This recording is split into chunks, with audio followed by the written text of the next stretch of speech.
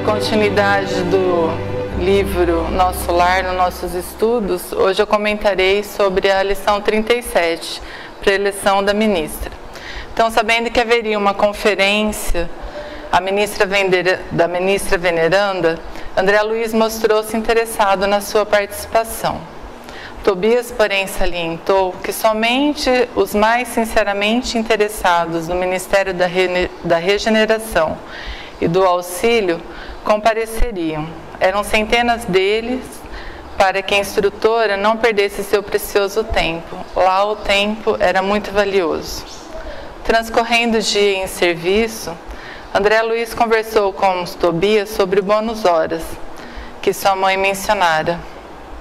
Ele explicou que cabia aos administradores contar o tempo de serviço, porém, o valor essencial do aproveitamento justo era feito somente pelas forças divinas, que determinariam com exatidão. É por isso que a gente devemos ressaltar as oportunidades que aparecem em nossa vida e não desperdiçar tudo que a gente fizer, procurar fazer com o nosso coração, com vontade mesmo, não fazer para mostrar para alguém ou por fazer, né? Aí, há trabalhadores que trabalham um longo período sem proveito, por não empregar essa dedicação espiritual que eu acabei de colocar. E esses trabalhadores, eles se assemelham a velhos de 100 anos que parecem crianças. As ordens dos homens bons são diferentes das homens maus.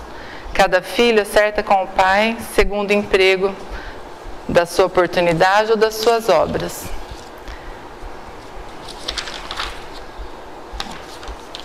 E aqui mudou. Após a oração vespertina, André Luiz dirigiu-se em companhia de Narciso e Salúcio para o grande salão em plena natureza. Havia cerca de mais de 1000 pessoas assistidas. 20 deles ocupavam lugares mais próximos da poltrona da ministra. Narciso explicou que esses 20 seriam os únicos a fazerem perguntas para a expositora, porque haviam se destacado no estudo de matéria em foco. Vou dar um exemplo aqui da Terra. Vai ter um congresso de cardiologia, por exemplo.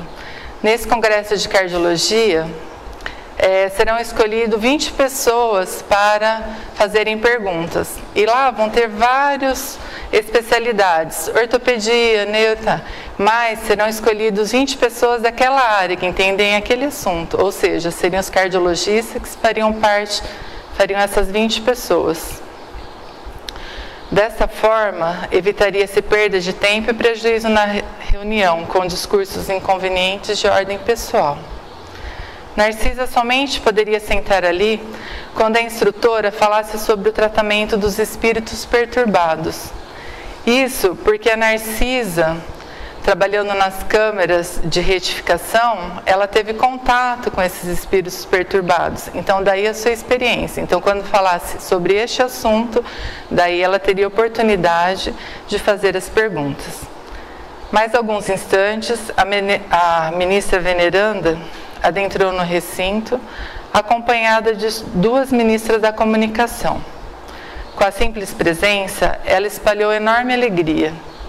Tinha um semblante nobre de senhora madura, cheia de simplicidade, sem afetação.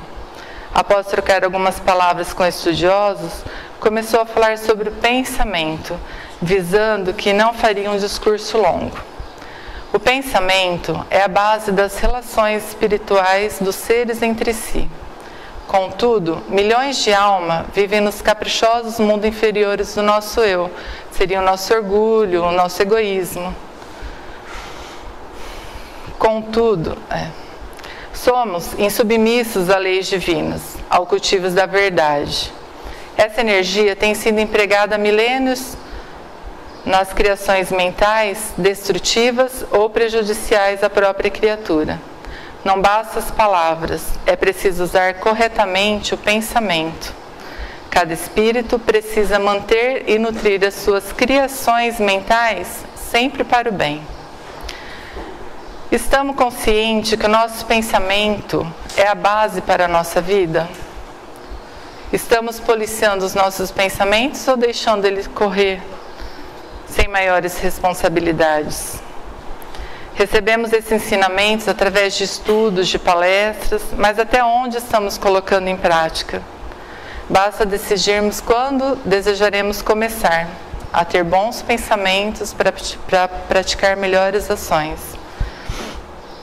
Aprendemos a respeito da força mental em vários cursos de especialização nas escolas religiosas, mas esquecemos que toda a nossa energia tem sido empregado em milênios sucessivos nas criações mentais destrutivas, prejudiciais a nós mesmos. Mesmo tendo aprendido que o pensamento é a força essencial, continuamos agindo no terreno das afirmativas verbais. Ninguém atenderá a dever apenas com palavras, a reforma é interna. Cada espírito é compelido a manter e nutrir as criações que lhe são peculiares. Como somos vistos, não retrata quem somos, pois o que verbalizamos não é o nosso estado íntimo, é o que conta é o que a gente pensa. Ensina a Bíblia que o próprio Senhor da vida não estacionou no verbo e continuou o trabalho criativo da ação. No caso, Jesus veio na terra e trouxe a sua palavra, mas ele não só trouxe, como ele aplicou a sua palavra. Então ele vivenciou tudo isso. Tipo, a gente chega para uma pessoa e fala para ela está com algum problema, a gente pede para ela ter paciência. Você tem que ter paciência, isso, aquilo. Mas se aquela pessoa nos acompanharmos por um tempo, vivenciando o nosso dia a dia, será que nós vamos ter aquela paciência que nós orientamos aquela pessoa a ter? Talvez não, né? Com certeza não, porque é mais fácil falar do que aplicar, né? Então, uma ideia criminosa produz gerações mentais da mesma natureza, tanto quanto um princípio elevado obedecerá à mesma lei dos bons pensamentos. Então, o pensamento é força viva em toda parte, é a atmosfera criadora que envolve a causa e os efeitos. No lar universal, ele transforma-se homens a caminhos do céu ou se fazem gênios diabólicos a caminho do inferno. Entre os desencarnados e encarnados, basta o intercâmbio mental sem necessidade das formas. O pensamento em si é a base de todas as mensagens silenciosas da ideia, nos maravilhosos planos da intuição, entre os seres de todas as espécies. Compreendemos a grandiosidade das leis dos pensamentos e submetemos dela desde hoje. Aqui, porque quando desencarnarmos, vamos ter essas máscaras e seremos... Porque quando nós desencarnarmos, nós não vamos mais ter essas máscaras, né? A gente será apenas realidades. Não conseguiremos omitir mais nada. Precisaremos ter consciência, porque quando a gente perder o nosso corpo, o que contará é o pensamento. E aí não haverá mais teatro, seremos o que pensamos. Igual no caso do André Luiz, quando ele esteve no umbral.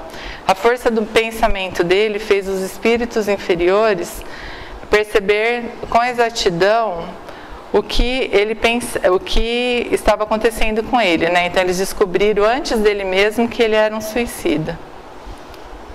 Aí depois de longa pausa, a ministra sorriu para o auditório e perguntou: quem deseja aproveitar? Aí, então vamos aproveitar e educar os nossos pensamentos para não sermos surpreendidos quando desencarnarmos. Na sequência, enrolei tudo. Eu estou super nervosa. Você corta tudo isso, pelo amor de Deus. Não, nossa senhora. Vou só dar trabalho para o Jefferson. Depois de longa pausa, a ministra sorriu para o auditório e perguntou: quem deseja aproveitar? Então vamos aproveitar, educar os nossos pensamentos para não sermos surpreendidos quando desencarnarmos. Então, aí na sequência, André Luiz surpreendeu com a rapidez da reunião. Segundo Narcisa, a ministra sempre encerra um momento de maior interesse. Ela costuma afirmar que as prelações evangélicas começaram com Jesus, mas ninguém pode saber quando e como terminarão. Nós espíritas temos acesso a este conhecimento através das obras de codificação. Devemos aplicá-lo, pois somos conscientes que o nosso mundo real não é das palavras, e sim do nosso mundo interno, o nosso pensamento. Agradeço a atenção de todos, peço desculpas, e na sequência, o capítulo 38, caso de Tobias, será explanado com a nossa irmã Leonor. Muita paz a todos.